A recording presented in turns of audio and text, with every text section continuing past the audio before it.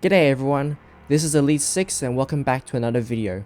It has now been a week since Warzone 2 and DMZ has come out, and I just want to give my week 1 review and opinion of these two game modes from my perspective. Let's first give a bit of context and tell you all about my history of Warzone for those who are new here. I am a casual Warzone player. I don't spend too much time leveling up my guns in the first game, especially in Cold War and Vanguard, and I barely have enough wins in the double digits. I played a lot of Rebirth during the time I did play Warzone, so I pretty much represent the casual community with Warzone, and my review of Warzone 2 and DMZ is going to be based on that. Let's first get the positives of Warzone 2 and DMZ out of the way. The guns and the movement. I know many people are disappointed about the removal of slide cancelling and proper loadouts in the game. However, personally for me, I like these changes. Slide cancelling was an exploit in the original game. I had always hated having to dislocate my fingers to always do it. And when I'm spectating people who does it to an extreme level, it just gives me a headache. So I'm glad it's gone from the game. Loadouts are also way less prevalent in Warzone 2. As a casual player who doesn't have time to play Warzone 24/7, I don't always have the best loadout and don't grind the battle pass to get the newest gun.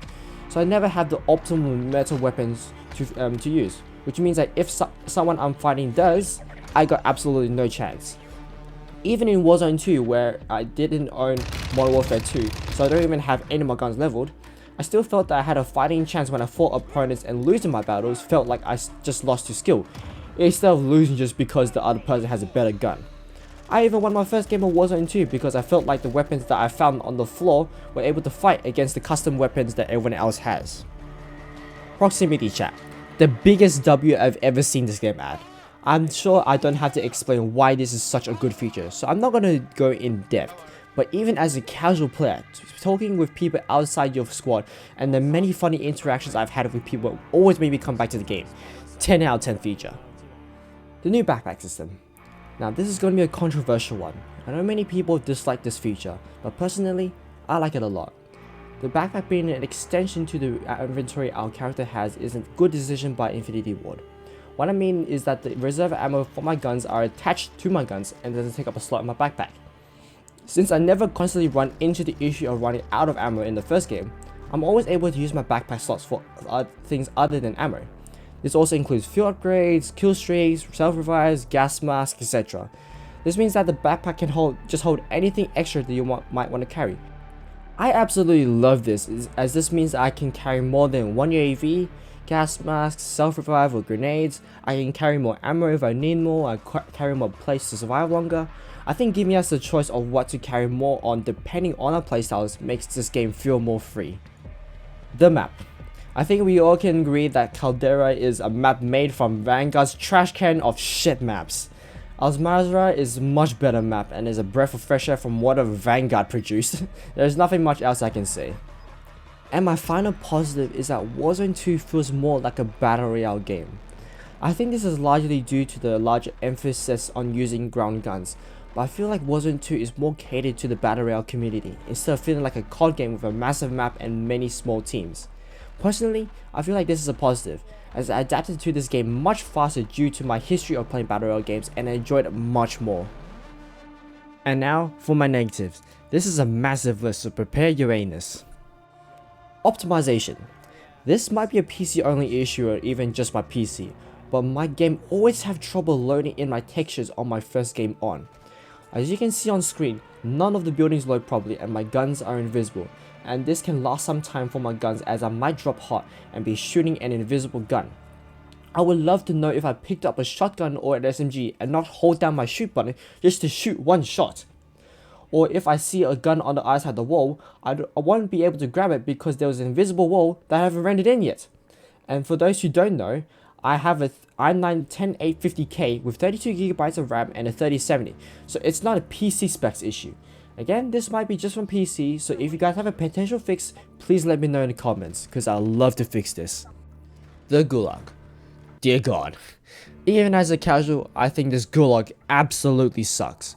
Why take something that gives us no RNG and is based on pure skill, something so perfect for an RNG infested battle royale, and make it 100 times worse? Firstly, having a duos means that if I get a bad teammate and the other team is godly, I got no chance at all. RNG element. The pistols I feel have too little ammo. I always find myself running out of ammo before I'm able to kill just one person, let alone 2 people. I know I'm not the sharpest of shooters, which is why I would like more ammo. And the last thing, the Jailer. Who at Infinity Ward thinks it's possible to beat a Juggernaut with just a pistol and shotgun? In multiplayer, it's pretty hard to kill the Juggernaut with regular rifles and SMGs, so to pull it off with just pistols is near impossible. I can go on longer how much I hate the new Gulag, but this will take over 20 hours. I just hope they bring back the OG Gulag. Picking up items. Now this doesn't seem like a big issue in the grand scheme of things, but still an issue nonetheless. Oftentimes when I kill someone hiding in the corner and all their loot drops, they all drop on top of each other and picking up the loot I want is near impossible. From what I can tell, the backpack takes priority when looking at that pile of loot. So if there is a free play armor or gun that I want to pick up, I have to go with a very obscure angle just to even get a chance to pick it up. And this also applies to just stacking stuff on the ground. I once had a contract that I want to pick up in some paper towels and I'm not able to pick it up at all, no matter how I try. This is a battle royale game. Looting and picking up items is one of the core features since you start off with no guns. I know this will probably be fixed soon, just please don't let this happen again. 1, 2 and 3 plate armor. Why Infinity Ward? Just why? This adds another RNG element into an already RNG infested game mode. This is worse than DMZ. You have to be lucky to find a free plate armor on the floor, but once you find it, you basically won against anyone who has 2 or even 1 plate armor in DMZ. I see absolutely no reason why this should be in the game. Lots and lots of bugs. No footsteps, no kill cam, no down face after Gulag, no buyback after if you lose Gulag, friendlies glitching out, losing total control of your menu if you click COD HQ while being in someone else's lobby, lighting issues. I know half these issues have been fixed after the week 1 patch, but these bugs should be fixed before the game came out. Why did they exist after the game came out? Just makes this game feel like an unfinished game. The ping system. Again, another small issue, but I don't want to address it. I find it near impossible to see my teammates ping on the map unless I zoom completely out. The ping on the map blends in with other markers and doesn't have a different color. What happened to when in the first game the color of the ping is based on the teammate's color? It just feels like a lackluster version of the ping system that they put together within 10 minutes. And the final negative I've had is the point of DMZ. After a few games of DMZ, I question myself, what is the purpose of playing this game mode? The guns you get are not shareable anywhere else, and if you got the best guns and know what you're doing, you basically won the game mode. The quest challenge only give you more guns, which you can only use in DMZ, and the other reward is XP, and I just feel like DMZ is a very repetitive mode. This is not a good substitute to plunder. In Tarkov, if you extract, you get to carry everything you get into your next game. Your backpack, your guns, the items you find in the field, your healables. In COD DMZ, you only get to keep your guns, your lethal and your tactical, your armor vest, your gas mask, and your self-revive. Everything else gets turned into small amounts of XP. You don't even get to keep your cash. And what is the point of finding all the little trinkets and items? It will either be turned into XP or be sold to buy equipment. And the only way to get good guns is through the buy station. The AI guns are not good at all. This is how I see the gameplay in DMZ right now. You spawn, you go kill some AI, pay up a contract, find some expensive items, sell your items, accumulate enough cash to get the guns you want, exfil with those guns, and rinse and repeat. And again, those guns don't go anywhere outside DMZ, so what are even the point of getting them? It would be cool if those guns in DMZ gets carried over to Battle Royale as a cheap buy station purchase, so there is an incentive to get some guns in DMZ, so you can guarantee the weapons you want to use in Battle Royale. I just hope they build and change DMZ to have more reasons to play, otherwise I'd see this game mode dying really quickly.